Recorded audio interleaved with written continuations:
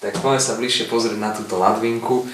Jedná sa konkrétne o model Inverse 100AV od firmy Lowepro. Brašne menších rozmerov pojme jedno telo so setovým objektívom plus maximálne jeden objektív navyše. Do prednej priehľadky sa vám zmestia filtre a iné potrebné veci. Ako som na začiatku spomínal, jedná sa o ladvinku v kombinácii s brašňou.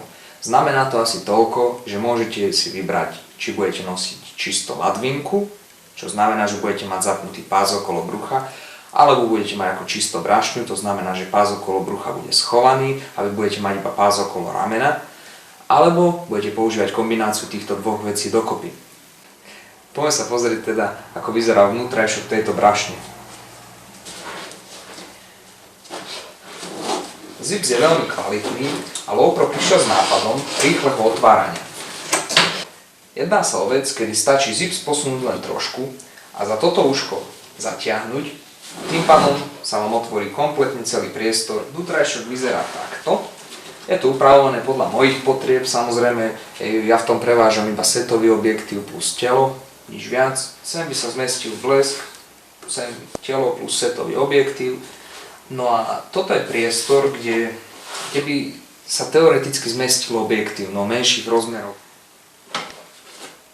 Predná časť tohto batohu je určená na odkladanie filtrov, batérií a podobne. Ešte som zabudol, v tejto časti máte dve kapsičky na pamäťové karty.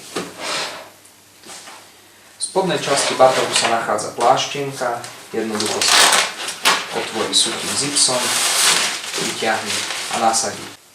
Zadný pás okolo trupu sa dá veľmi jednoducho odopnúť a schovať donútra. Schovajte to v podstate pod polstrovanie.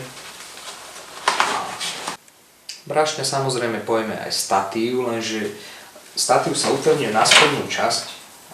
Ja osobne som s touto brašňou veľmi spokojný a mohol by som ju kľudne odporučiť všetkým, ktorí hľadajú brašňu alebo teda ladvinku na bicyklovanie, poprípade lyžovanie a samozrejme ako pre mestskú fotografiu do mesta a na krátke výlety, samozrejme nie dvoj-trojdňové, ani jednodňové, lebo do tohto samozrejme nič nenapcháte. No.